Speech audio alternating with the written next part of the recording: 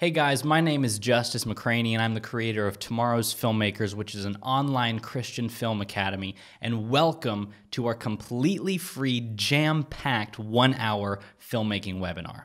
Now, I just want to let you guys know right off the bat, this is not live because we knew that if we did this live, I would not be able to focus on the presentation and also be able to answer all your questions at the same time. So instead, we decided to go ahead and pre-record this so I can give you just as much value and focus on the presentation, and then I can answer all of your questions on the backside of it as well. So please share with us where you're from and any questions that you guys have, and I will answer them all personally. Now, a lot of people ask, hey, is this webinar for beginners just starting out, or is it for experts who've been in the game a long time? And really, we're gonna cover everything. So if you're a beginner just starting out in the film industry, or if you're an expert that's been in there for quite a while, there are things that everybody can learn and everybody can take from this, and we're really excited to share them with you guys. So here's just a quick overview of what we're gonna be talking about in this webinar. I'm going to be sharing a little bit about me and my filmmaking journey. We're going to be talking about practical steps on how to get into filmmaking. We're going to be talking about what equipment to start with and what equipment I would recommend. My top 15 tips to improve your filmmaking. Developing your style. How to make money as a filmmaker. We're also going to be talking about a lot of the problems that some Christian films have nowadays and how you can avoid the common pitfalls in your films. After that's done, I want to share with you guys what Tomorrow's Filmmakers is and how you can benefit from it, and also answer some questions at the end. So as you guys can see, there is a lot that we're going to be covering in this 1-hour webinar. So grab your pen, grab your paper, grab your camera, and let's start learning because we are not going to be slowing down. So first off, just a little bit about me and my story. My name is Justice, and I'm from Charlotte, North Carolina, and I started filming as a kid, grabbing my VHS camera off my parents' dresser and filming everything I could possibly film. Legos, action figures, war movies, funny skits. I mean, you name it, I was filming it all the time. Okay, go. Ah! Okay, that was a delay. Now, around 11 or 12 years old, I realized that I wanted to do this for the rest of my life. So I set out on a mission to learn everything I could possibly learn about the art and craft of filmmaking. I started my own videography business when I was only 16 years old and grew it into a full-time business, creating videos for high-end clients like Discovery Channel, Honda, Proverbs 31 Ministries, traveling overseas to do missionary work, and tons of other companies. So in summary, I know what it's like to create high-quality videos and build a film business from scratch, to start from zero experience in the film industry to being paid $30,000 to produce videos for high-end clients. So if you apply everything you learned in this webinar to heart and apply all of our tips and our tricks and our advice, just know that you are gaining knowledge from someone who has put themselves out there and started at nothing and made it. So what's funny is after I made it to where I wanted to be in the videography business, the Lord really laid it on my heart for the next generation of Christian filmmakers.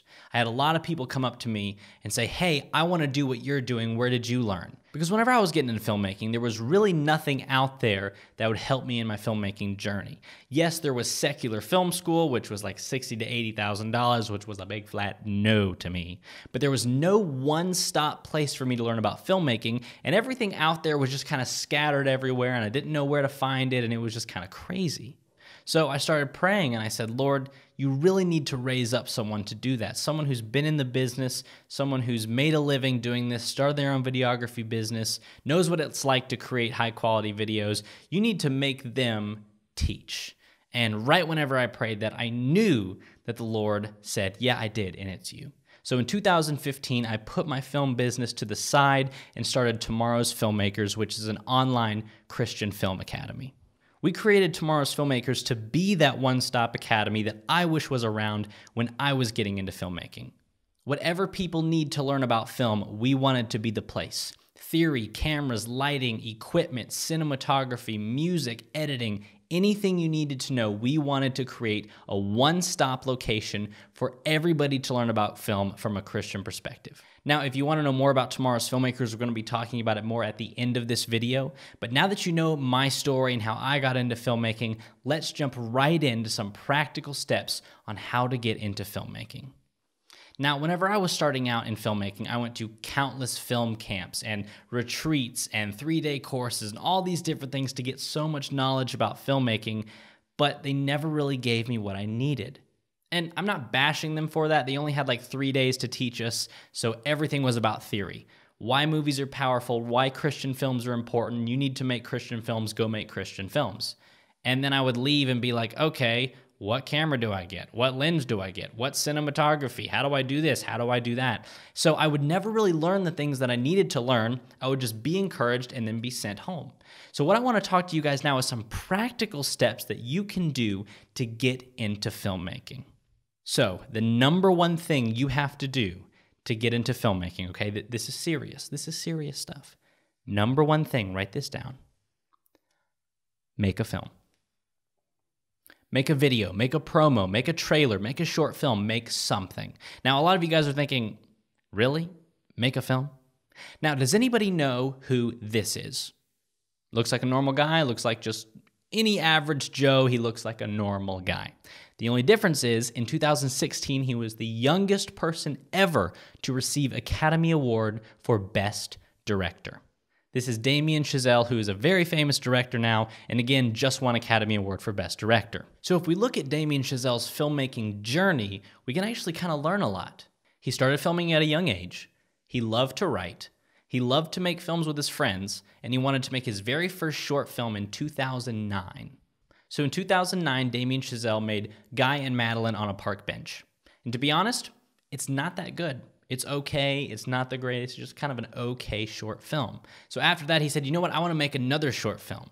And so he made a short film called Whiplash. Now, Whiplash got noticed at a bunch of film festivals, and people started to come up to him and say, hey, you're actually really good. Here's $3 million. What can you do with $3 million? So Damien Chazelle took that $3 million and decided to turn Whiplash into a feature film, and he created Whiplash. Now, Whiplash was nominated for tons of Academy Awards, and he got noticed everywhere, and another production company said, hey, you know how to take $3 million and make money and make a good movie, so what can you do with $30 million? So Damien Chazelle took that $30 million and made La La Land, which he won an Academy Award for Best Director, and he almost won an Academy Award for Best Picture, but that is a different story. So we look at Damien Chazelle's life and we think, wow, this guy is an amazing director. He's the biggest upcoming director out there. His next film, called The First Man, is probably going to be amazing. But Damien Chazelle would never, ever be where he is now unless he made Guy and Madeline on a Park Bench. Guy and Madeline on a Park Bench is what sparked Whiplash, which is then what sparked his feature film Whiplash, which is then what led to La La Land. And none of that would have happened without Guy and Madeline on a Park Bench. Damien Chazelle said, I don't care about the film equipment. I don't care that I don't have the greatest stuff out there, but I am going to make a film. Now, if you don't know who Damien Chazelle is, please someone tell me you know who this is. Okay, this is Steven Spielberg, one of the greatest directors of all time. Now, Steven Spielberg has directed some of the greatest films out there: Jurassic Park, Saving Private Ryan, Schindler's List, and he has won Best Director. He's won tons of Academy Awards, but his very first film that he ever made was Jaws in 1975. Jaws was one of his biggest hits. It really put his name out there. But what a lot of people don't know is Jaws was not his first film he ever made. Jaws was his 18th film. 18 films Steven Spielberg did before Jaws. So if we look at Steven Spielberg's life, we can see the exact same thing. Steven Spielberg started filming at a young age. He loved to write. He loved to make films with his friends, and he wanted to make his very first short film in 1959. And I love the fact the first short film he ever made sounds exactly like a 13-year-old's short film. It was called The Last Gun, which just sounds like your mom saying, hey, what are you going to go do? I'm going to go make a movie. It's going to be called The Last Gun. So Steven Spielberg directed short film after short film after short film until he made a short film called Amblin, which was his very first film festival win. And actually, his production company is called Amblin Productions in honor of that short film, because that's what really sparked him on his filmmaking journey. After that, he was noticed by some people, and he was able to direct some TV shows, some TV movies, and after 18 short films, TV movies, TV shows, he finally directed Jaws, his 18th film. And we look at Steven Spielberg, and we see him as one of the greatest directors of all time. but Steven Spielberg would never be where he is today without The Last Gun, without Amblin, without some of those short films. So we put Damien Chazelle and Steven Spielberg next to each other, and we can see some similarities. They started filming at a young age. They loved to write. They loved making films with their friends, and they wanted to make their very first short films. And here's what's different about them. They did. Both of these directors said, I do not care that I don't have the greatest equipment, or I'm not going to wait till I get this lighting kit. I am going to go make a short film. Because both of these directors made short films and were recognized because of their short films. Steven Spielberg landed some TV shows and TV movies because of Amblin. Damien Chazelle was able to make the feature film Whiplash because of his short film Whiplash. So the reason I say this is the number one thing you need to do when getting into filmmaking is because I have a lot of people come up to me and say, hey, I don't want to film this because I don't have the best camera, or I'm waiting till I get more experience, or I'm waiting on this, or I'm waiting on that. And I tell them, no, go out there and film. Film short film, film commercials, film promos. Just gain experience and start filming, because if you wait for the equipment, you will have no skill. So get out there and start making your films. Number 2, this is serious, okay? Write this down. Buy a camera. Now, I get asked almost on a daily basis what camera I would recommend. So we're going to be talking about this in depth in just a second about what equipment I would recommend. But number 2, buy a camera. Number 3, get the word out there. Get your short films out there. Get your skill out there for all the public to see. And it has never been easier now that we have Facebook, Twitter, Instagram, YouTube, and now Instagram TV. I don't even know if it's any good. I haven't even tried it. But the point is, it is so easy to get your work out there because there are actually celebrities in Hollywood now that were discovered on the internet. For example, Justin Bieber. Bear with me, okay? Please bear with me on this one. Justin Bieber was discovered because he posted some videos on YouTube of him singing. Just posted it on there for people to see. David Sandberg, who is directing the new DC film Shazam, which actually looks really, really good, got his start putting his short films on YouTube. He put a short film on there called Lights Out, which was like 2 minutes long, just like this really cool concept. Someone discovered it and said, why don't you make a feature film of that? And so he directed Lights Out, which was a very, very popular horror film. And after that, he did Annabelle Creation and now DC's Shazam. So people are getting discovered on YouTube by just putting themselves out there. So take your short films, take your work, take your commercials, put them on YouTube, Facebook, have people share them everywhere, and that's how you will get discovered. Now, besides social media, there's actually a few other ways to get your short films out there and to get noticed in the film industry, and that would be with film festivals. Now, what's cool about film festivals is people submit them, you can win awards, but also production companies and producers will go to film festivals to see if there is any talent that they can hire to make films. So there's a lot of people out there that get discovered because some production company or some executive producer sees their work at a short film festival. For example, Damien Chazelle was noticed at a film festival. Steven Spielberg was noticed at a film festival. So if you submit your work to film festivals, there are tons of people there looking for talent like you to then hire to make bigger budgeted projects.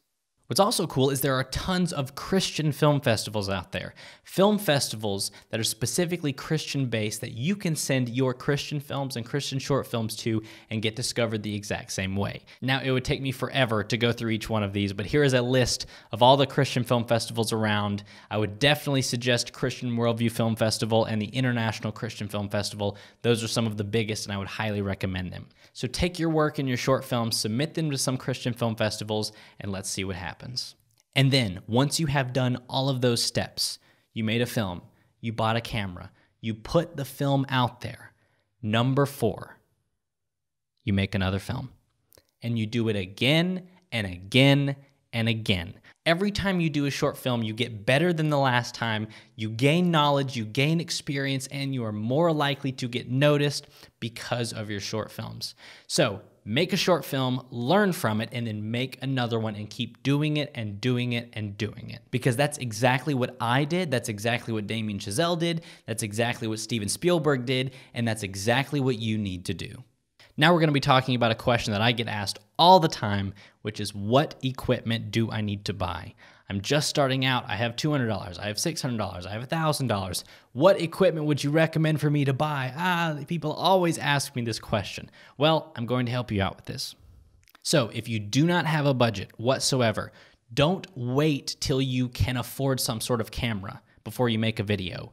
Go film with your cell phone. And I know a lot of you guys are thinking, yes, I know my cell phone can take video. I've got that. Yes, but I want a camera that'll get into theaters. I want a camera that'll be beautiful and it'll be amazing. Well, in March 2018, Steven Soderbergh came out with a film called Unsane, which was filmed entirely on an iPhone 7. And it went into theaters. And it made millions. And it has a high score on Rotten Tomatoes. And it was filmed with an iPhone 7. Okay? And the only thing that really does is just prove to us as filmmakers there is no excuse.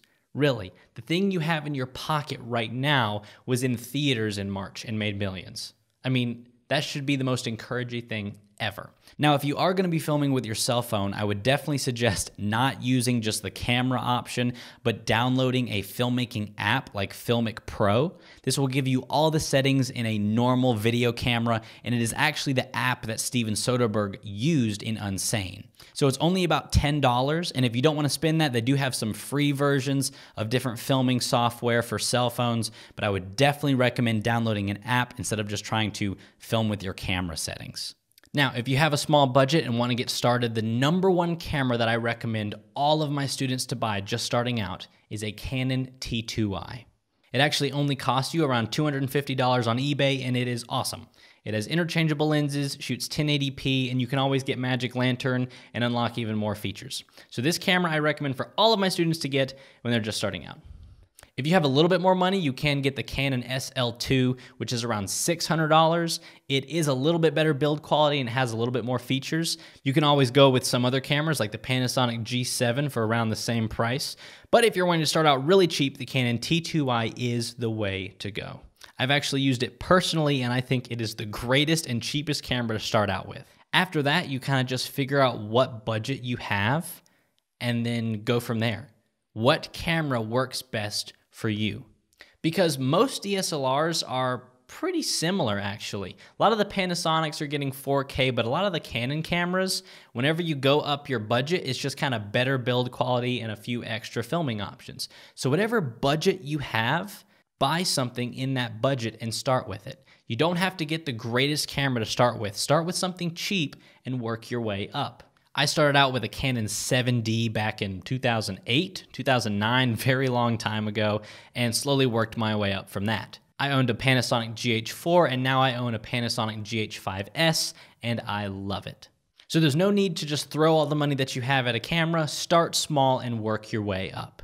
So when it comes to lenses, the best lens that I would recommend for you guys to start with is just the kit lens that comes with your camera. The 28-135 is a great kit lens. The 18-55 is also a great kit lens. Now, yes, they're not the greatest lenses, and there are better lenses out there, but if you're getting into filmmaking, these are perfect lenses to start out with, and it's exactly what I started with, and you guys need to start with it as well. After that, I would highly recommend getting a 50mm prime lens, a 50mm 1.8, or if you wanted to upgrade a 50mm 1.4, those are both fantastic. A wide lens would also be great. I purchased a Tokina 11 to 16mm lens, f2.8, still a great lens and I still use it today. Again, it all depends on your budget. Now I have a lot of people say, should I get a really zoomed in lens or a really wide lens? Should I get a 70 to 200 or an 11 to 16? And that really all depends on what you're shooting. For me, I bought both of those and I hardly ever use the 70 to 200. I use it sometimes when I'm filming concerts or have to zoom in really far, but most of the time I'm filming wide angle stuff on a stabilizer or real estate or a short film, so I don't really use the zoomed in one as much. Now, if you're doing a lot of animal watching or safari hunts or all that kind of stuff, then maybe you'd rather have a zoomed in lens. So it all depends on what you are shooting as the type of lenses I would recommend for you to get. Now, as for support, I know a lot of people are like obsessed with glide cams and stabilizers and the Ronins and all that kind of stuff because they give you that buttery smooth motion. Now, I personally have a glide cam, I have a Ronin, and I use them and they're great, but it wasn't something that I needed right off the bat. It was something that came with experience. So I wouldn't suggest running out there and getting a stabilizer. I would suggest gaining more skills and getting better at the craft of filmmaking before you start running around with a glide cam. And even though I own them, I still prefer locked down shots on tripods. Just always have and always will. So before you get a stabilizer, glide cam, anything like that, number one thing is a tripod. Some people argue this is more important than the camera's lens. A tripod is very important. So when looking for a good video tripod, you want a tripod that says fluid head or drag system. And that just means that it is super, super smooth and designed for video. Because there's a lot of tripods out there that are supposed to just keep your camera stable, but if you try to pan, they're very sticky and it looks really, really bad. So a fluid head or a fluid drag system is what you want to look for. You can actually find cheap ones for like 75 bucks, 120 bucks. It's really not that expensive, but my favorite tripod that I would recommend when starting out would be a Davis & Sanford FM18 fluid head. It is a fantastic tripod that I bought and I used forever. It is fantastic. Definitely pick one up. And not only is it really, really good, it's also very high quality. So if you show up to a client with a really dinky tripod, it's not really going to look that professional. But if you show up with a really beefy, expensive tripod, you look really professional, you look like you know what you're doing, because you do. You bought a great tripod. As for audio recommendations, I would definitely recommend Rode video mics. They are really good. I bought them whenever I was just starting out. I still use them today. You can buy mics that go on top of your camera. You can buy shotgun microphones that go over your talent so you can get really high quality audio. They are really, really good. For a field recorder, the Zoom field recorders have always been my go-to field recorders. I bought a Zoom H1 a long time ago. It's only like $100. The Zoom H4n, and now they have a Zoom H6, which is fantastic, and then the Zoom 8, and there's just tons and tons of new audio recorders, and they get better with every single one. So what I would do is I would recommend getting a field recorder first, and then a microphone. You can even get a Zoom H1 and then a cheap Rode video mic for like $200, $250 altogether, and you have a great audio system. So buy a field recorder first, and then buy a microphone. But like I said whenever I was talking about how to get into filmmaking, don't freak out about film equipment, okay? Don't not do something because you don't have the best equipment. Don't not go film a skit because you don't have this lens or this light.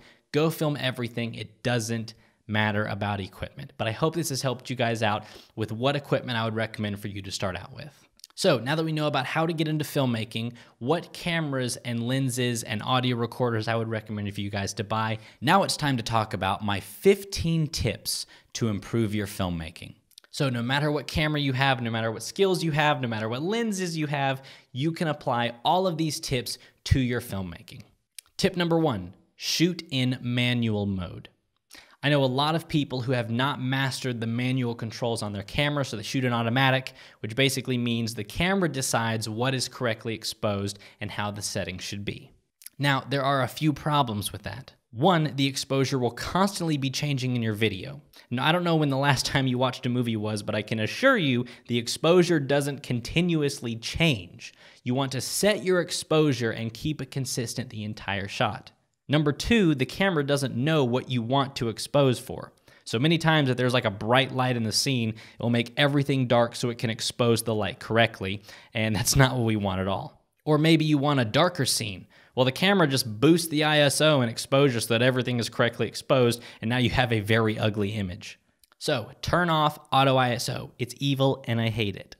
So turn off auto ISO, auto aperture, auto shutter speed, turn off all of your auto settings, learn how to get the correct exposure on your camera, and then set the exposure correctly and keep it consistent throughout the entire scene. And we talk more about how to get the exposure correctly inside Tomorrow's Filmmakers. Number 2, choose the right settings. Now this is a little bit different from manual mode, but sometimes in the settings in the camera, if you get those wrong, no matter how beautiful it looks, it's going to be a little off. For example, make sure your white balance is set correctly. And there's a lot of presets that you can use: tungsten, daylight, shade, or you can set custom white balances or even a custom Kelvin temperature. So get your white balance set correctly or else the whole video is going to look terrible. Now, you may be tempted to just go auto white balance, and that's actually really dangerous. And that's because you're basically telling your camera just to make it whatever color it seems is right. Now, if your camera's not moving and nothing's moving in the shot, it doesn't look that bad. But whenever you start to introduce movement, your camera will start freaking out. Because if you have a person walk in front of your camera with a purple shirt, it'll start changing white balance. Or if your subjects turn around, it'll start changing white balance. And so the colors will start to change with movement. And so that's why it can be very dangerous, and you want to set your white balance so that it does not move the entire shot. So getting the perfect white balance in your camera is actually very simple to do. All you have to do is buy one of these gray cards off of Amazon. They're really cheap. You could hold up a white piece of paper, but I found the gray cards work the best. You have your subject hold up that gray card in front of the camera. Then in your camera settings, you go to custom white balance. Now, on a lot of the Panasonic cameras, this little box will pop up, and all you have to do is put that gray card inside that box, click set, and boom, you have a custom white balance that is perfect. And what you're basically doing in this situation is telling your camera what kind of light you're in, and that way it knows the light and it knows how to get the perfect skin tones. Now, if you're using a Canon DSLR, it's almost the exact same. You just have to take a picture of that gray card. So if you have a zoomed in lens, you can zoom in or just move your camera up close to the gray card, fill the entire frame, take a picture, and then in the white balance settings, go to custom white balance, and it will pull up the last picture that you took, which was that gray card, click set, and then you have a perfect white balance. Also, shoot in 24 frames per second. This is going to give you the most cinematic look, and that is the frame rate that they use in Hollywood today. So it's going to let your film look the most cinematic.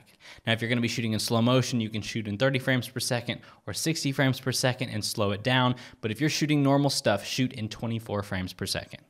Number 3, avoid handheld. Now, they do handheld shots in Hollywood, but it looks like this. This is how a handheld is done. So whenever you pick up your DSLR and just hold it in front of you and just move it around, it starts to look like some street fight video on YouTube. So avoid just holding the camera and moving around. It makes it look very strange, and it makes it look like a home video. So if you're gonna be doing some sort of handheld, you can get some sort of shoulder rig or a stabilizer, but locking your shot down on a tripod and not having that small jitteriness makes it look so much better and really boosts your production value. Which also goes right into number 4, and that is to invest in a good tripod. Like we talked about before, a fluid head tripod looks amazing and is so much better and so much more cinematic because no one notices smooth movement, but they do notice really jerky movement. So if your tripod is really sticky and terrible, just don't even try to pan. It looks much better to just have your camera pointed at something than to try to pan and have it really sticky and look disgusting.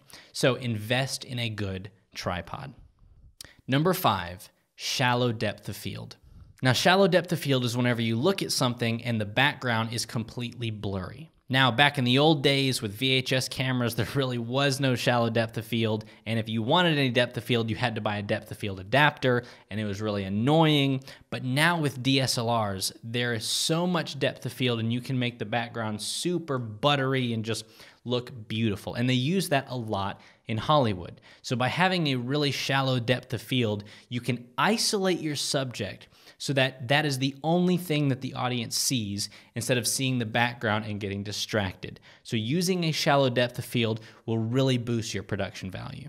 And that also goes along with number 6, and that is to minimize rack focusing.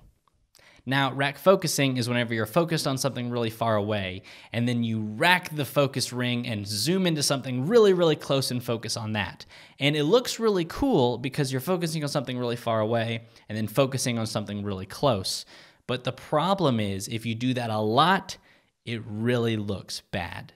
And the reason I'm making a point of this is because back in the day, again, depth of field and rack focusing were not easily done whatsoever. But now with DSLRs, it's super easy to rack focus. And I found myself, whenever I first got my DSLR, I was just rack focusing on everything. I was like, wow, this is amazing. This is beautiful. And then it started to just get monotonous and look terrible. So yes, shallow depth of field is amazing, but if you're just getting into filmmaking, you'll really have a tendency to rack focus on everything. Do not do that, okay? Keep your focus on something, follow a subject.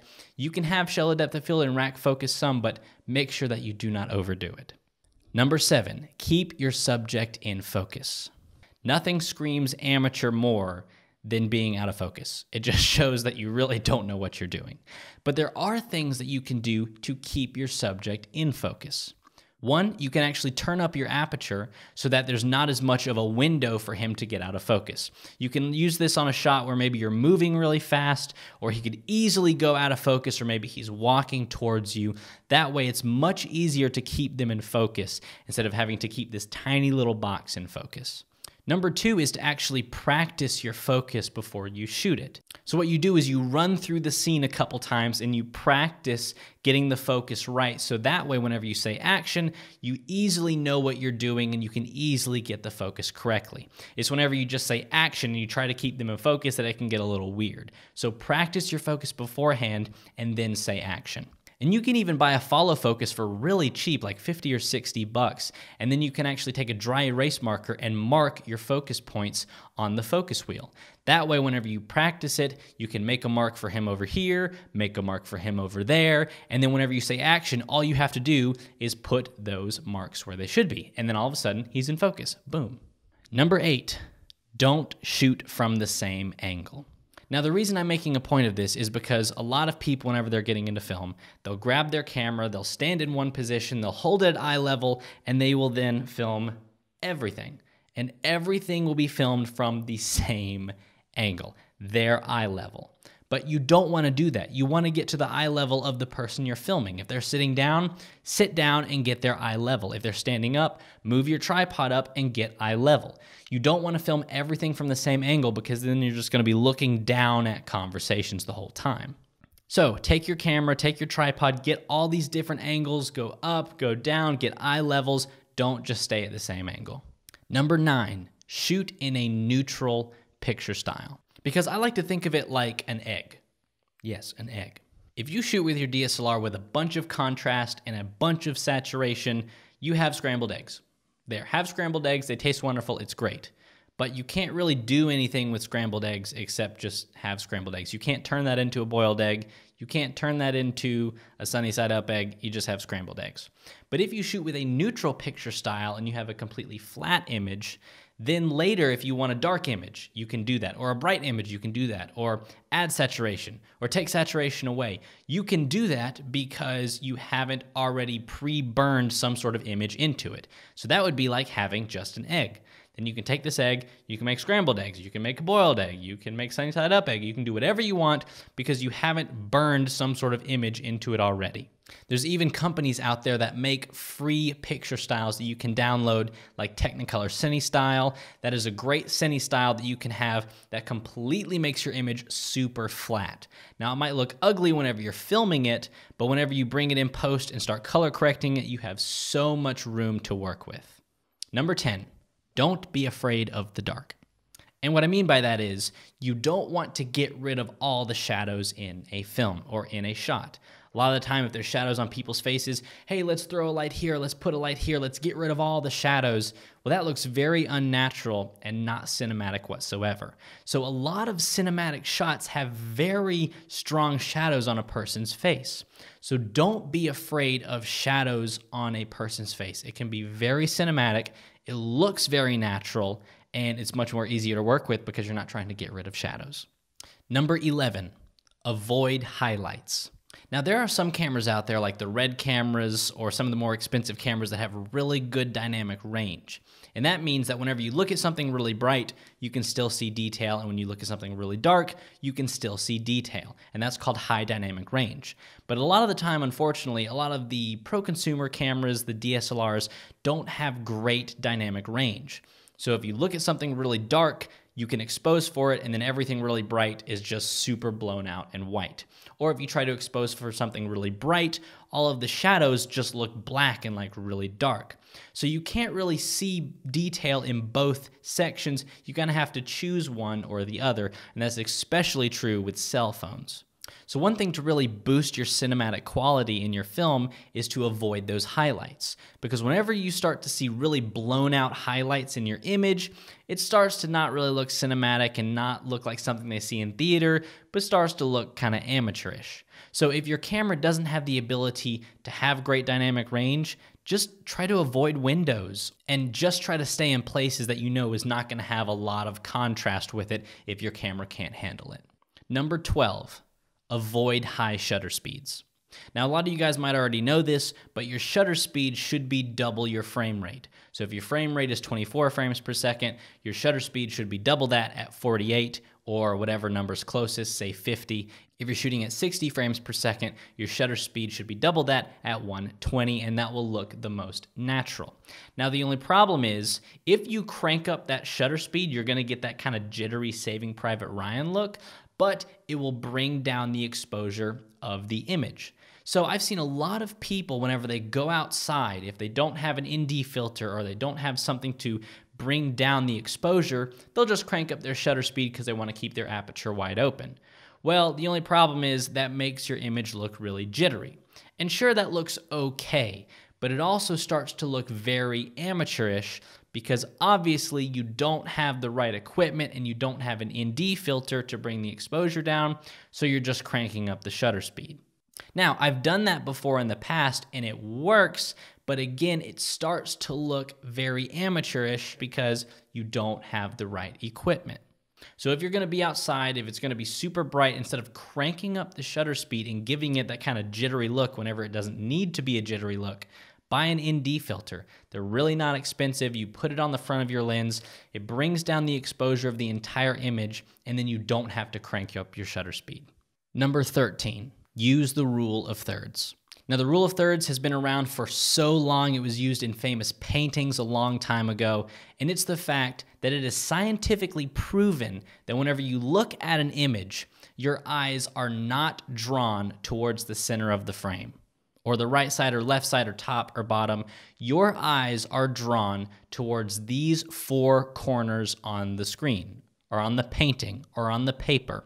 As humans, our eyes are automatically drawn there. So by placing your subject or whatever you're focusing on one of these four corners, the audience is automatically drawn there, and it looks much more cinematic and feels much more natural. And again, it's very easy to keep the rule of thirds. Just take your subject and put them on one of these four corners. And if you notice in a lot of interviews, the interview person is always off to the side because they are trying to keep the rule of thirds.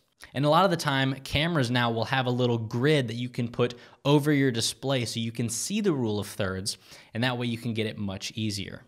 So keeping the rule of thirds is actually very easy to do, and it is also very cinematic. So be sure to keep the rule of thirds whenever you're out there filming. Number 14, challenge yourself with each video. If you start to get really good at one type of video and you're not careful, you will just do those kind of videos for the rest of your life. If you do corporate videos, then you will always do corporate videos unless you start challenging yourself and doing different kinds of videos. When I was first starting out, I had a lot of churches asking me to do simple church videos and interviews and headshots, and they weren't that good, but it was comfortable and it was easy, and I actually stuck with that for a long time. Now, after a while, I thought I really need to do something different and out of my comfort zone. And so I challenged myself to do different types of videos. So I started doing high energetic videos and was hired by a camp to do all these camp videos. And I was hired by these people to do these kind of videos. And I was just doing all these different kinds of videos just to get out of my comfort zone and to teach myself different skills. Because if you get comfortable in one area, you'll tend to stay there, and you need to challenge yourself and to do a bunch of different types of stuff, even if it's out of your comfort zone, just to gain experience and gain skills. So contact some local camps or some local fundraisers or ministry organizations and ask them if you can do an event promo or a high energetic kind of video, and just get out of your comfort zone. Or if you're used to doing those kind of videos, maybe contact some doctor's offices or some churches and ask to do some interviews and more somber stuff to get out of your comfort zone. But you don't just want to stay in the same area doing the same stuff. You want to continue to push yourself to do new things every single video. And last but not least, like I have said before, don't worry about equipment. You don't have to have the best lights out there to make something cinematic. You don't have to have a glide cam to make something cinematic. You don't have to have the greatest things and greatest camera to make something cinematic. It is easy. Just follow these steps and your image will be cinematic. A great filmmaker out there is Philip Bloom. He's a fantastic filmmaker, and he just shoots things that are really simple with a camera and a tripod. He doesn't have all of these crazy expensive lights. He just goes outside, and all of his films are so cinematic. I would definitely recommend checking him out. So whatever camera you have, whatever lens it is, it doesn't matter. Take these tips and this advice to heart, and your images will be so much more cinematic. All right, now it is time to talk about how to make some money. Now, there are many people that I know that think that the filmmaking market is getting way too saturated, or there's way too many filmmakers and not enough videos to be done and all that kind of stuff, and I'm here to tell you that that is a lie. I mean, if I click on a website and it's only text, I'm bored. Every company, every business, every store on the corner needs a video. I've actually been contacted by machine shops to do videos of their machines. And if there's ever a company that doesn't really need a video, it's a machine shop. But everybody needs video.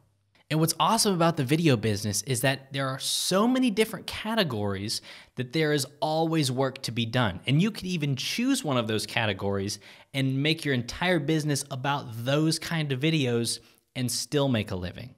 There's event videos, weddings, commercials, travel videos, product videos, real estate, music videos, corporate videos, stock footage, short films, documentaries, churches, sermon series, live events, and so much more. Every single company needs a video. Every single church needs a video. The ice cream shop on the corner needs a video for their website. There are so many videos to do. And again, like I said, there are videographers out there that have fallen in love with one type of video and then made a living only doing that. Rob Adams is a very famous wedding videographer. He has some incredible videos, he does great work, and he makes 6 figures a year just doing weddings. Nothing else, just weddings. So my point is, the videography business is not a business that has like 1 or 2 different types of videos and you're stuck doing them with a million other videographers. No, there are so many different types of videos that need to be done. Everybody needs a video, and there are not enough videographers to fill the need. So if there was ever a time to get into filmmaking, it is right now. So remember, I started from the very bottom with no experience and grew my film business into a full-time business that I was making a living and supporting my family with. So what are the steps that you need to take to start at the bottom and get all the way to the top? Number 1, invest in yourself. You don't have to get a credit card and spend $6,000 with no experience and get the best camera gear. Start small and work your way up. And every video that you do and get money for, put it back into your film business and put it back into your equipment when you're starting out and start investing in yourself. I mean, I bought a $2,000 DSLR and the next day I had a check for $1,500 for some video I did a long time ago, and the camera's almost paid off. Whenever you start making the money, start putting some of it back into your business and investing in yourself. Whenever I was first starting out, I got a part-time job at Lifeway Christian Bookstore just in the stock room, just to make some extra money. I didn't care. And every single dime I made from that, I put into my film business. So I would work there for like 4 or 5 hours, and whenever it was done, I would go film and I would go work on sets or start editing things, and I would take all of that money and start buying equipment and start investing in myself. So there's no need to spend $9,000 and get the best stuff right now with no experience. Start small, $300 camera, $400 camera, a few lenses, a light, a microphone. Start investing in yourself, gaining experience, and working your way up. Number 2, is gaining your first clients. Sometimes this can be really difficult because you don't have a lot of experience, so you don't want to charge a bunch because you've never really done it before. And here's something that's going to sound really weird. But the first 4 or 5 videos that you do for a company needs to be completely free. Now, the reason you do some videos for free is because, one, you don't have a lot of experience, so you don't want to make a horrible video and then charge them for it, and then they'll never hire you again. But also, you want to gain experience, and you want to get the word out there. If you have no experience, you have no demo reel, you have no videos to show your next clients that you've done, so start doing some videos for free, building up your demo reel, and then they will start telling their friends and their friends and their friends, and then the word will start to get out. In fact, I am still getting calls today from people to do video work because they heard about it somewhere, and it leads all the way back to that free video I did when I was like 15 or 16 years old. Still today, I am getting calls because of it. So you want to do things for free because you can build up your demo reel, but also you don't want to charge them for something that's bad and then they never tell anybody about it again. For example, the first 2 or 3 weddings I did completely for free. I said, hey, let me film your wedding. I'll give it to you for free. I just want to gain experience and see how a wedding is filmed. And the wedding videos are not that good because I had no idea how to film a wedding. But those people saw it, they loved it, it was completely free, and they told their friends and their friends and their friends, and now I'm actually getting hired to film weddings because of those free videos I did. So don't be scared to offer your services for free to gain experience and build relationships, because that's exactly what you should do whenever you're starting out. So take your camera, take your lens, do an incredible video for free. Then you can take some of those shots and put them in a demo reel, send them to your next clients, and then you can start making money as you're building relationships. Number 3, create your demo reel. Now, you've probably heard that term before, a demo reel or a sizzle reel. And what that basically is it's just like 2 minutes of your best work. Whenever someone wants to hire you and they say, send me some of your work, you don't send them 7 videos that you've done in the past 2 years. You send them a condensed 2-minute version of the best shots that you've ever done, just to prove to them what you can do and what your skills involve. So a demo reel never needs to be more than 2 minutes. In fact, if you can keep it under like 1.5 minutes, that is the best. But it does not need to be more than 2 minutes. Over 2 minutes, no one's going to watch it. It's going to get boring. It's going to kind of be like, why is this so long? And it is actually scientifically proven that whenever people are going to hire you and you send them a video, they only watch about 2 minutes and that's it. So if you can keep your demo reel under 2 minutes, you are going to be good. Also, you've heard the phrase, oh, save the best for last. Well, in a demo reel, that is a lie, okay? Never save the best for last. The best needs to be the first, and it never needs to stop. The best work you've ever done needs to be at the very beginning. It needs to just wow your audience. You don't want at the end of 2 minutes to then be like, oh, that shot looked good. No, the very best ever needs to be right up front, and it needs to continue throughout the entire 1.5 to 2 minutes. And if there's a shot in there that's not your best work, you just needed to fill some space, take it out. Have a shorter demo reel. It doesn't matter. You only want your best to be in the demo reel. And also, music is key with a demo reel. The music changes the entire feel of it. If you want a really somber kind of feel to your demo reel, get some somber music. If you want some upbeat shots, get some really upbeat music. You don't want the music to ruin the feel of your demo reel. So the music is very important, so choose wisely. And lastly, you want to have a variation of shots in there. You don't want it to just be one type of shot. You want all these different types of shots, again, to show all the skills that you have in filmmaking.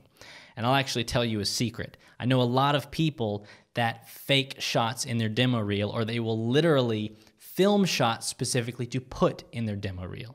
You know, they've never actually had a client say, I want a shot of this waterfall as I'm walking through it. But that would look so cool on a demo reel. So they go to a waterfall and they film that, them walking through a waterfall, and it's like, wow, that looks so good. Now, they've never had a client say that, but they put it in their demo reel to show the skills that they have. So even if you have to film some stuff that you didn't film for clients, you want your demo reel to be the very best. And number 4, which I think is actually one of the most important and yet overlooked things in the film industry, and that is to look professional. Now, I don't mean to wear a suit and tie everywhere, but you would not believe how many clients I get because I choose to look professional. Now, what I mean by that is, back in the day, whenever you were filming something, you had these big cameras, these big lenses, and you knew that you were filming video because of these big cameras. Well, nowadays, your DSLR looks nothing like that. So whenever I was starting out, I actually had clients that would hire me, and I would show up with my DSLR and a little lens. And they would say, you know we're doing video, right? We're not taking pictures. And the first 10 minutes of our conversation had to be me convincing them that this camera is actually really good. Okay, you hired me because this camera is actually really good. And you do not want to start out your conversations and your client video shoots with you having to explain your video equipment. And that happens all the time because no one is expecting a videographer to show up with a little DSLR and a lens. So what I have found is if you rig out your DSLR a decent amount, no one will question you and they will think that they made an amazing decision by hiring you. For example, one of the first things that I bought was a rail system and a matte box. Now, matte boxes are used for ND filters and blocking the light and all that kind of stuff, but I just use it for looks. Now, people might think that sounds stupid, but I have had 2-day shoots where I've gone to a place, they've complained, I put on my matte box the next day and went, and I was hired by somebody else who saw it because they knew that I was a videographer, they knew I was filming, and they thought I had really, really good equipment when all I did was just put a matte box on the front of my camera. So looking professional is huge, especially if you are filming with a DSLR because it looks so dinky. And matte boxes are not that expensive. You can get a matte box like this for like $60. And sure, it's not the greatest when you're trying to change filters and stuff, but if you're just using it for looks, it is perfect. Now, yes, it's all about the skill and it's all about what you can do with the camera and all that kind of stuff. Yes, I understand.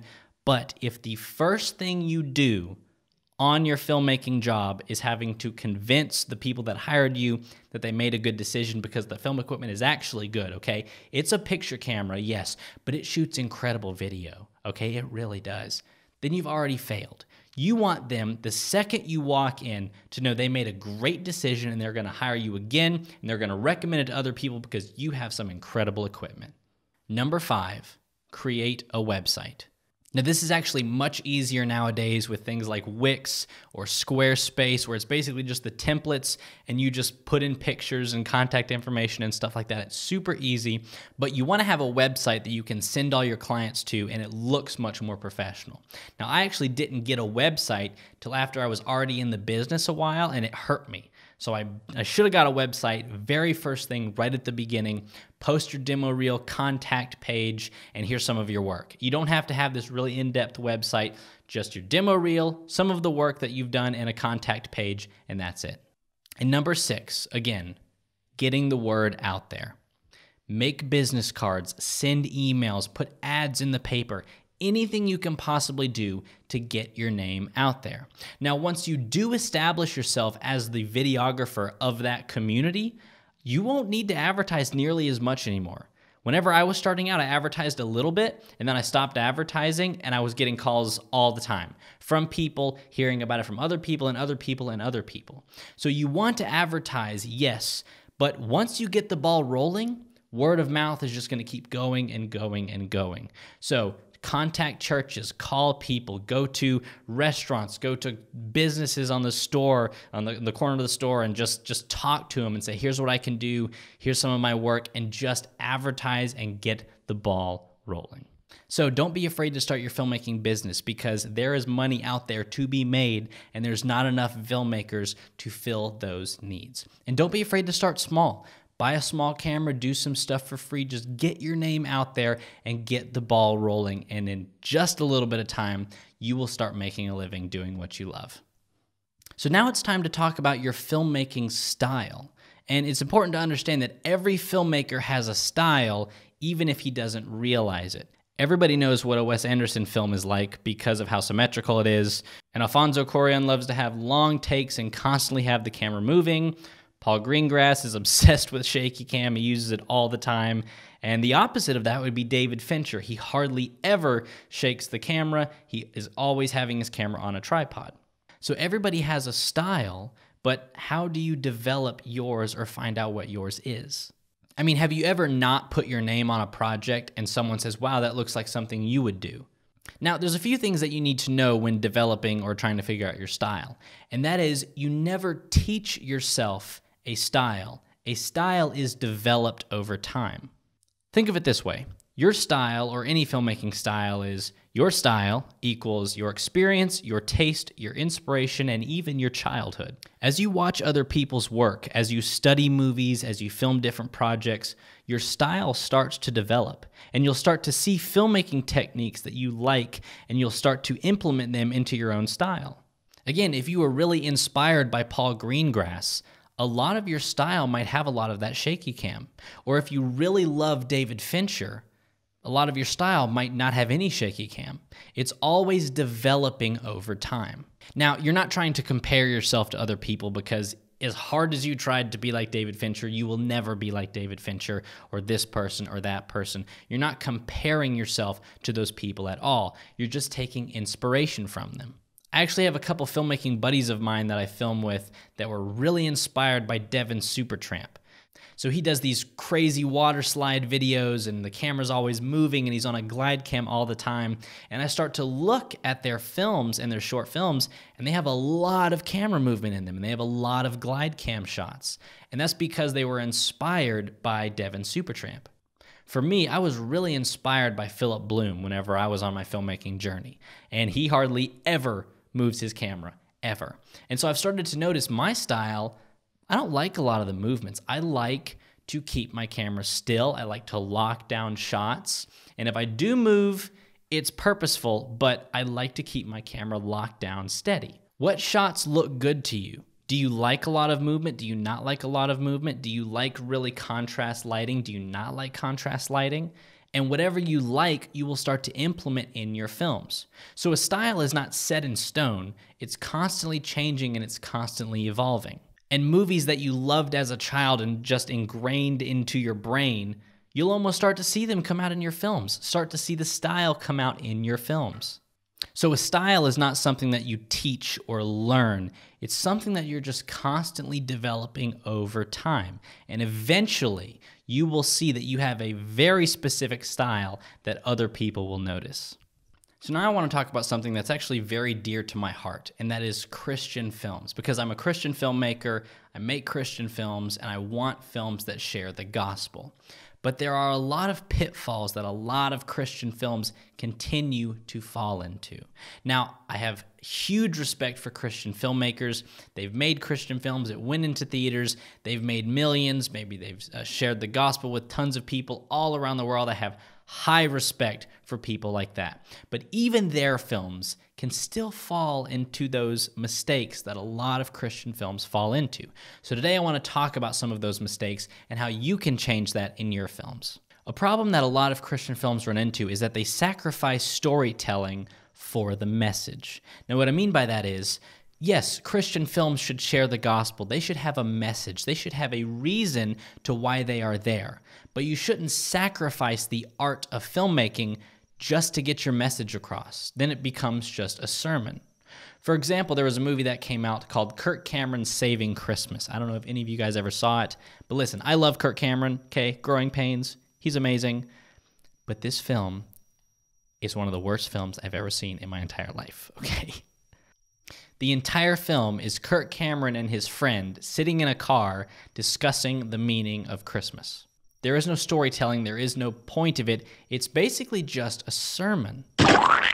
So yes, your film can get the message across, but it also needs to tell a story because that's what filmmaking is. It is storytelling. If you wanted to share the gospel through painting, okay, you love painting, it's beautiful, it's a story, it's just all these amazing colors and all this kind of stuff, but all you did was draw crosses on everything. Yes, you would get your message across, but you would completely bypass the main reason why you wanted to use painting to share the gospel. And that was the beauty, the art, the story. So a lot of Christian films tend to bypass the story aspect of it just to get to the message, and that's something that we don't need to do.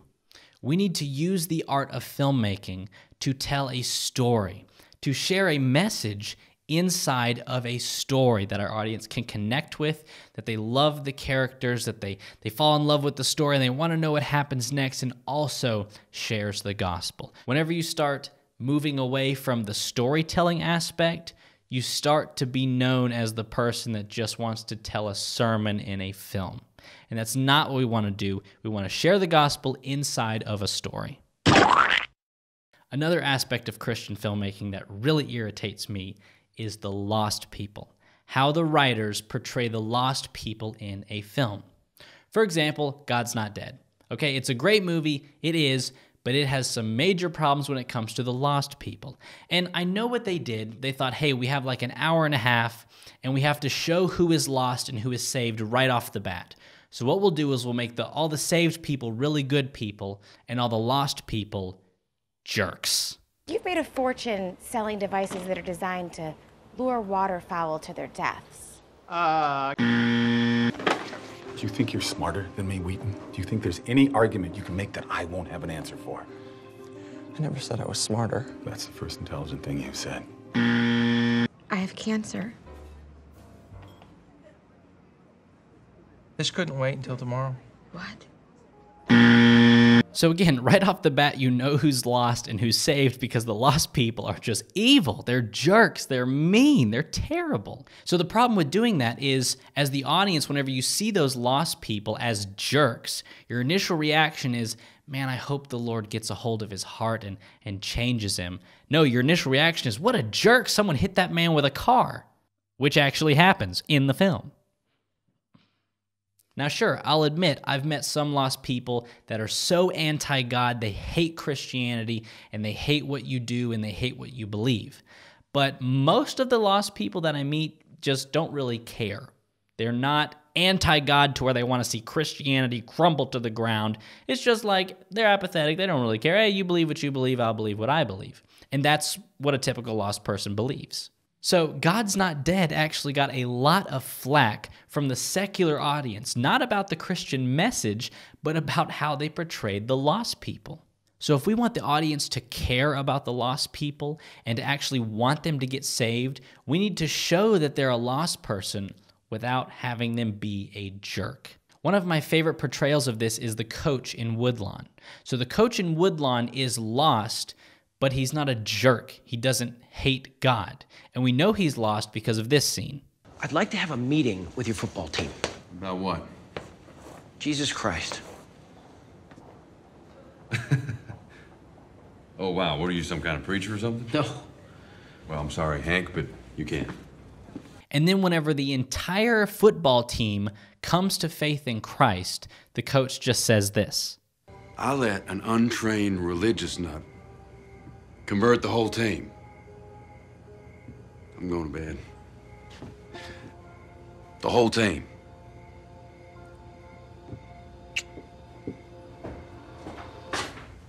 Is that good or bad? I don't know.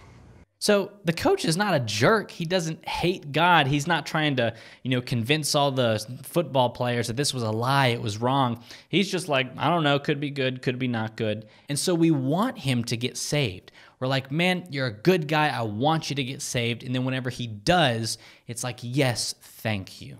So there are ways to portray lost people without showing that they're a jerk.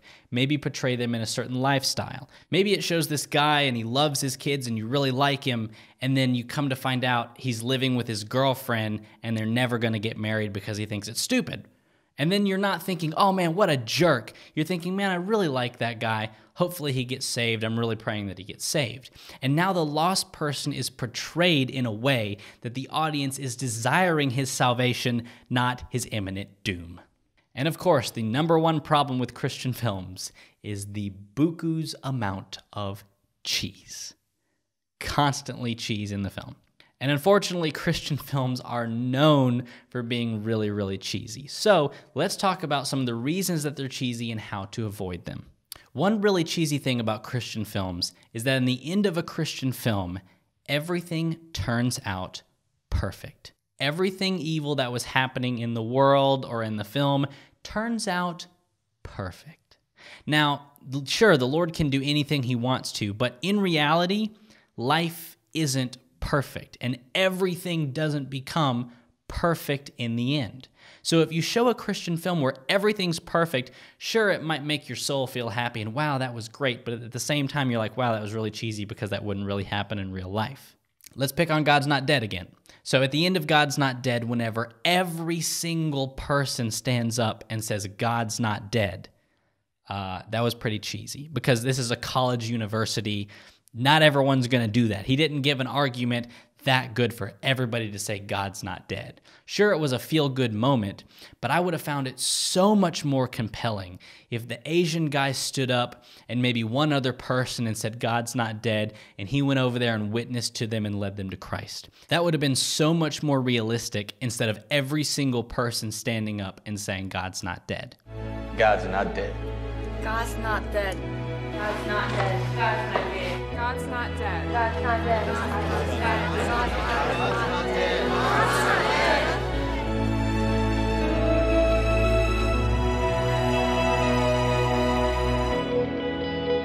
The guy we thought was dead comes back to life and his cancer is miraculously gone. The villain immediately gets saved and gives his life to Christ. The relationship is 100% completely restored and everything works out so perfectly in the end. Now, of course, good things do happen, but not every single thing in a Christian movie has to turn out perfect. In fact, if everything that was bad at the beginning of the movie turns out perfect in the end, it really starts to feel a little cheesy. I want an accurate identification of what this infection is. Yes, doctor. Doc, you're not gonna find anything. It's a miracle. It is. Another great example of this would be in the film Woodlawn. Again, one of my favorite films of all time. This movie is about this football team coming to faith in Christ and the coach coming to faith in Christ, and it's just this amazing film. And then at the end of the movie, do they win the football game? So, what? did you win? No, we did not. Look, I'll have these policies ready for you first thing in the morning. No, they do not, because the movie wasn't about them winning the football game. The movie was about the gospel presentation and them coming to faith in Jesus Christ. So if they were to just win the football game on top of that, it'd have been like, that's a little cheesy. Now, another thing that makes the film cheesy is that all the lost people get saved at the end of the film. Now, there's some films that don't do this, but a lot of Christian films, the main character, all these people that are lost get saved at the end. Now, unfortunately, that's kind of cheesy because it doesn't happen a lot in real life. Not every single bad person in the movie gets saved at the end. That just doesn't happen. So there's a lot of films out there that don't have the bad people or the villain get saved in the end, and it's very realistic and not cheesy at all. Do You Believe is a great example. The main lady in the film, she's not a jerk. She's just a struggling mom. She's around this guy all the time. He talks about Christ, but she never gets saved. It never shows her accept Jesus Christ as her Lord and Savior. She never gets saved. The Encounter is also a great example because a lot of people in the diner get saved except for one guy. The really mean guy doesn't get saved. He drives off into the darkness and actually has a car crash and dies, which is just like, wow, that's not cheesy. That's actually pretty extreme for a Christian film. So your lost people in your film don't all have to get saved to be this wonderful utopia of Christian movie awesomeness, okay? It is actually much more realistic if some people don't get saved, and then that seems much more real to life and doesn't seem cheesy at all. So as you're writing your Christian film, think about how you want to portray your lost people. Don't portray them as just jerks who hate God and hate everything and they just need to get hit by cars. Portray them as real people. They're hurting people. They're good people, but they need salvation. And that way the audience will actually want them to get saved. And then at the end of your film, don't let everything perfect happen. because that's not real to life. Make some good things happen, but not everything. And on top of that, not every single person needs to get saved. Now, not every Christian film does these, but these are some common pitfalls that even some of the best Christian films still fall into. So as you're writing a Christian film, think about these things and avoid these pitfalls. So now that you guys have learned my tips to get into filmmaking, creating cinematic shots, how to make money as a filmmaker, developing your style, and then how to avoid some pitfalls in some Christian films, I would like to tell you a little bit about Tomorrow's Filmmakers and how you can learn even more than the topics that I just covered. Now, that was only 1 hour of fast-paced teaching, but the entire Tomorrow's Filmmakers Academy is over 40 hours of content with new episodes coming out every single week. So the content and knowledge never stops. So right inside Tomorrow's Filmmakers, before you even get into the teachings, you automatically get $1,500 in savings to top-name film brands just by being a Tomorrow's Filmmakers student. I mean, the price of the Academy isn't even worth a fourth of the amount that you save in savings. You automatically receive 60% off Adobe Creative Cloud, which in itself is $360.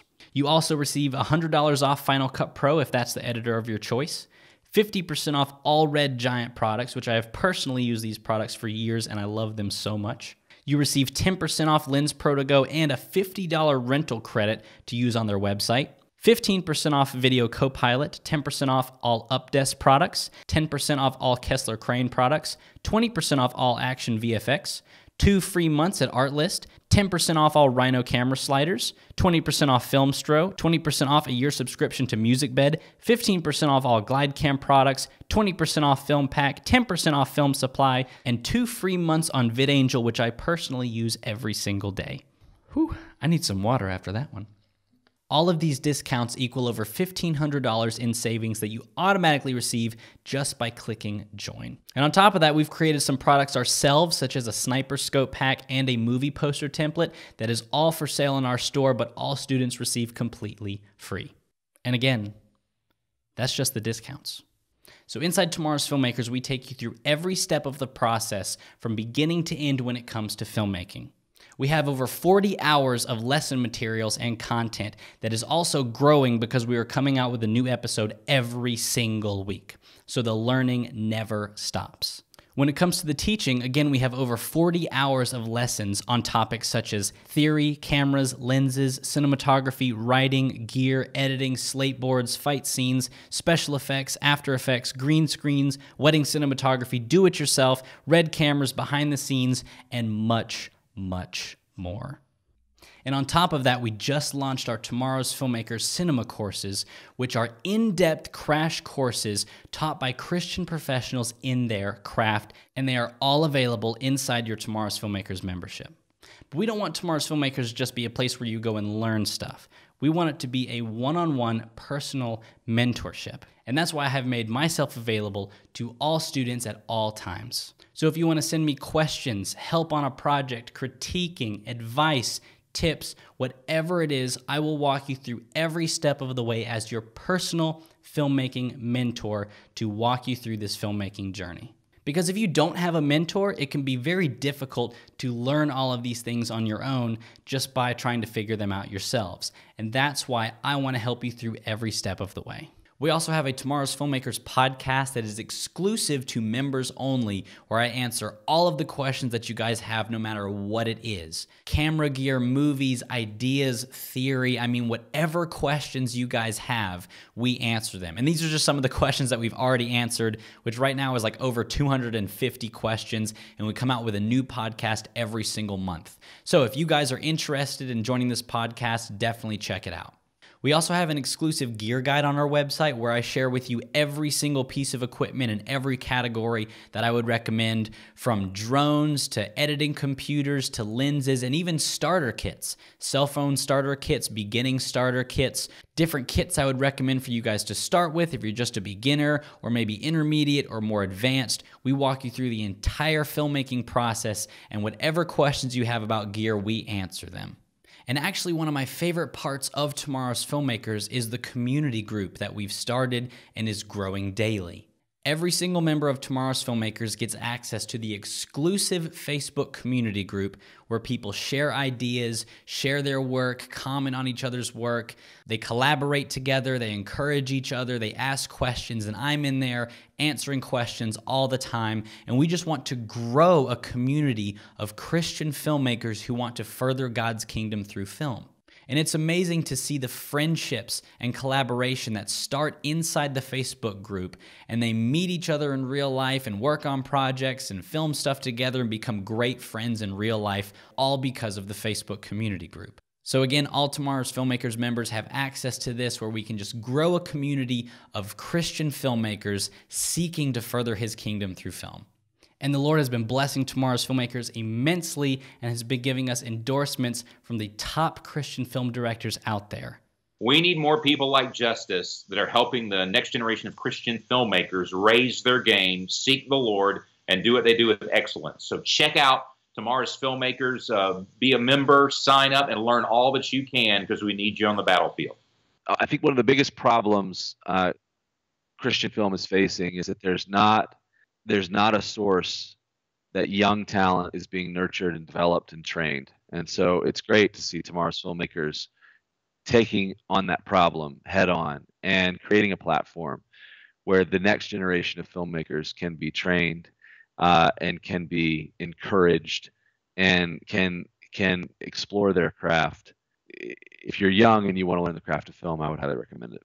So just to recap, what you guys get in a Tomorrow's Filmmakers membership is access to over 230 video lessons and materials, which is over 40 hours of content right at your fingertips. And that also means you have access to all future content, all new weekly episodes, all new cinema courses. Whatever we release, you guys have access to it immediately. You have a personal one-on-one mentor to walk you through this filmmaking journey. A safe, Christ-honoring environment where you don't have to worry about what's being taught or what movie examples we will show. You have access to our private community Facebook group, our exclusive members-only podcast, and our exclusive members-only gear guide. You automatically receive over $1,500 in discounts from top-name film brands, and you receive all Tomorrow's Filmmakers digital downloads completely free of charge. All of this in itself is over $7,000 worth of content. But we are giving all of this to you for a yearly subscription of only $597. But we're not even done yet. But we also want to help you guys out. So right now we are running a discount of $200 off. So the entire yearly membership is only $397. So you pay $397 for over $7,000 worth of content. So if you're ready to jump in and start your filmmaking journey and start your filmmaking career with Tomorrow's Filmmakers, we would absolutely love to have you. So please sign up and get started. And if you have any questions whatsoever, please email me at justice@tomorrowsfilmmakers.com, and I answer all of my emails personally. So let's talk about your current situation, what camera you need, where you're at in your filmmaking journey. Let's discuss it and figure out the next step for you, and I would love to help you guys out. So I hope that you guys have really enjoyed this webinar and that you guys have learned a lot. So right now I want to take the next few minutes and just answer some frequently asked questions that I get asked all the time, starting with the first one, which is, should I go to film school? Now, I get asked this all the time on a daily basis. Should I go to film school? Because everybody knows if you want to learn about filmmaking, you have to go to film school. Now, I will admit, 15, 20 years ago, this was absolutely true. There was nothing like the internet. There was no online courses or online classes. The only place you could learn about filmmaking and get access to film gear was at a film school. But that's not actually true anymore. That is very, very far away from the truth. Everything that they teach you in a film school, you can learn in places like this, or online classes, or experiencing it for yourself. You don't have to pay $60,000 or $80,000 to go to film school. Now, the one thing that is really good about film school is the community. So a lot of people go to film school just to connect with other filmmakers and make films with them all the time, and you're right there making films, making friends, and having a community. And that's kind of why we wanted to start the Facebook community group, to create that community inside Tomorrow's Filmmakers. So no, I don't think that film school is necessary anymore. You don't really have to go there. You can learn everything that you would learn in a film school right at home. Another question that I get asked all the time is, what age is this course for? Now, there really is no age limit. We have some that are 9, 10 years old and absolutely love it, and then we have grown adults as well. So really, there is no age. It's really whenever you are ready and wanting to get into filmmaking, that's the right time that you need to take it. So whatever skill level you're at, whatever age you're at, it doesn't matter. Whenever you are ready to jump into the world of filmmaking, that's whenever you need to take this course. Another question is, do I have to be a Christian to take this course? Now, that's a very good question. I get this asked a lot because this is a Christian film academy. So do you have to be a Christian to take the course? And the answer is no, you don't have to be a Christian, because in this academy, we teach everything that you would need to know if you went to a secular film school, all about technical, all about theory, lenses, lighting, cinematography, cameras. I mean, we talk about everything, but we do have a specific reason why we're teaching it. So no, we don't give an altar call at the end of every single episode, but our purpose is different than other people's purposes. So our purpose in all of this is to further His kingdom through film. So yes, inside the academy, we do have a different reason for why we do what we do, and we do have specific videos on that, the importance of Christian filmmaking, how to write lost people, how to write the gospel, how to share your faith. We have a bunch of episodes on that. But if you're not a Christian, you can still learn everything you need to know from the technical side. But there are some episodes, and there's a reason behind what we do. So no, you don't have to be a Christian to take this course, and there's not things that you can't learn because you're not a Christian. But just be aware of the fact that we will be talking about God quite a lot because He is the reason why we are doing this. Another common question is Canon versus Nikon. This has been a debate for so long. It seems like since the first Canon camera came out and Nikon came out, they have just been battling, and you find people that love Nikon and find people that love Canon.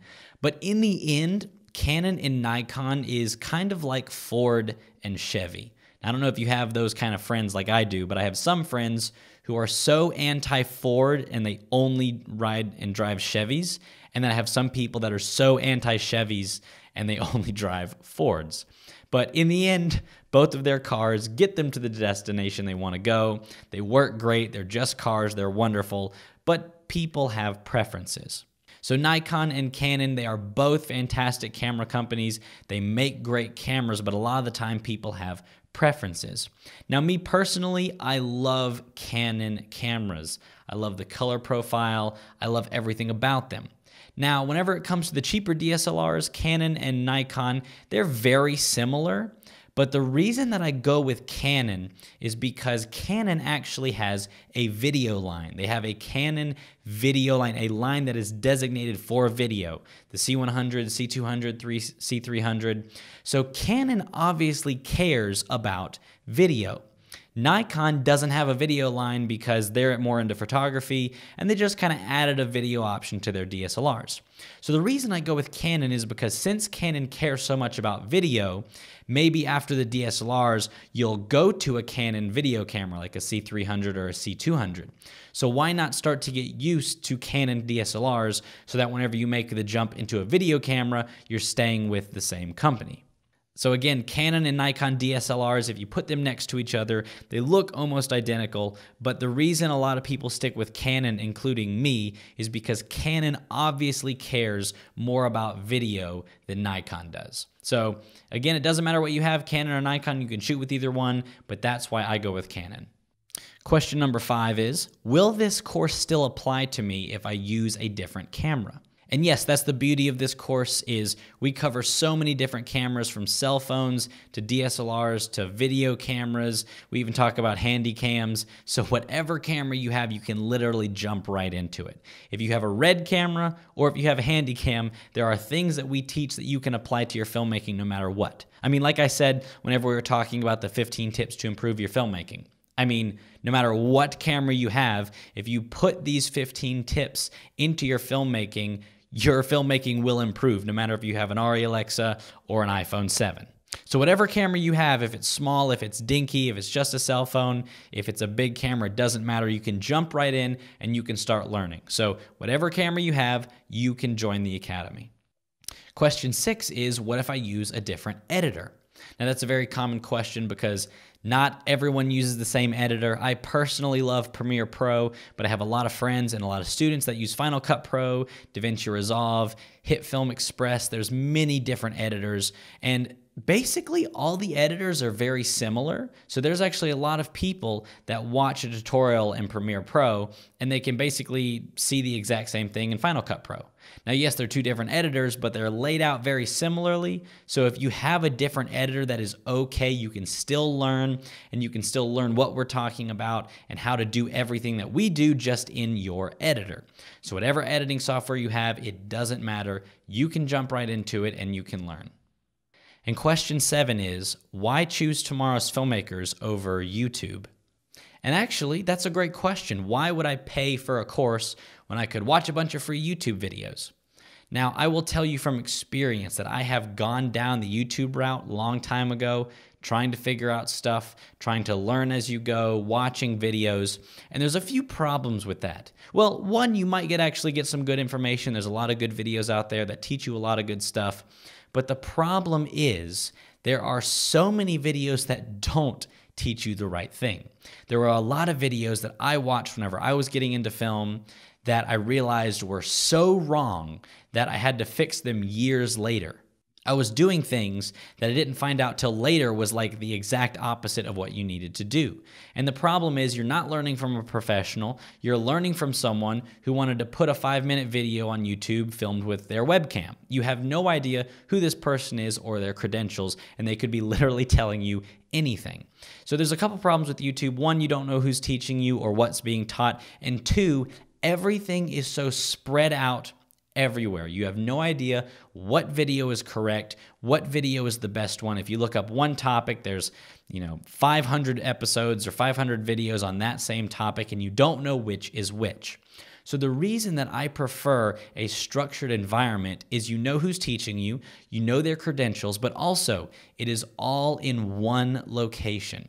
You don't have to worry about sifting through hundreds of videos trying to find a good one. You know the credentials of the person, you know who this person is, you know what they're teaching you, and you can trust what they say.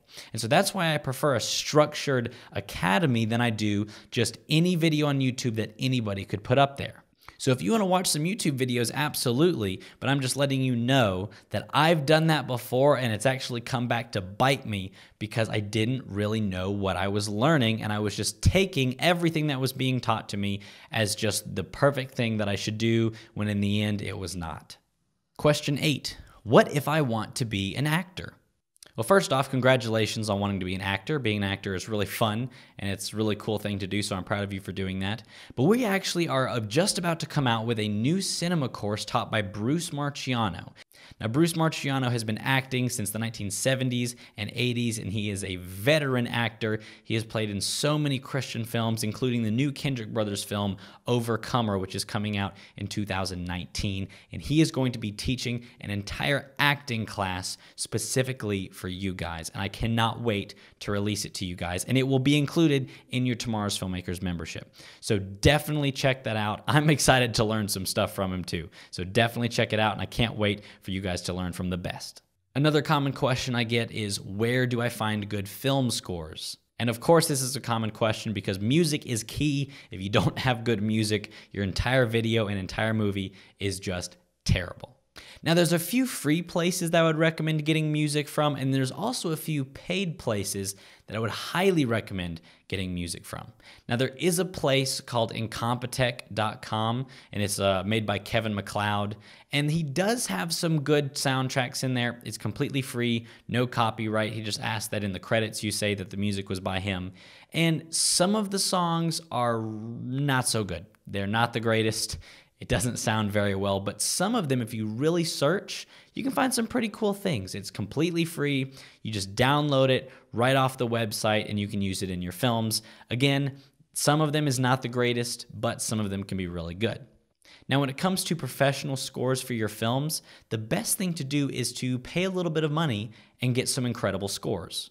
Now, I'm not talking about paying, $500 for a 30-second soundbite of something that's going to go on TV. I'm talking about getting a membership to something like Filmstro or Artlist, getting all the scores you need, and then if you don't need any more scores, you can cancel your account, and then you have all the scores for your entire film for like a month's membership, which is really great, and it can save you a lot of money.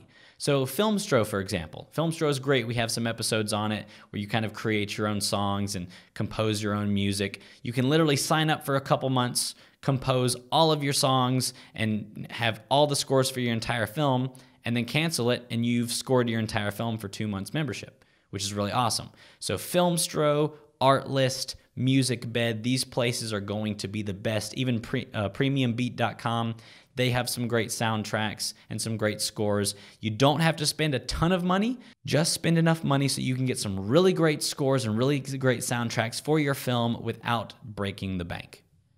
Another question is, do you talk about lightsabers? How could we call ourselves an online film academy if we didn't talk about lightsabers, right? So it's hilarious. One of the biggest things that I had requested right whenever we started is doing lightsabers. Everybody wanted to know about lightsabers. Everyone wanted to know how you do these or how you do that. So one of the first things we did was create videos and a little short film about how to make lightsabers. So yes, inside the Academy, we do talk about lightsabers a lot and show how you do it. We have some downloadable packs and some downloadable sound effects, all so that you guys can make your lightsaber videos awesome. So listen, guys, I hope this has really helped you guys out and that you've learned a lot. Again, if you have any questions whatsoever, please email them to me at justice@tomorrowsfilmmakers.com, and I will answer them all personally.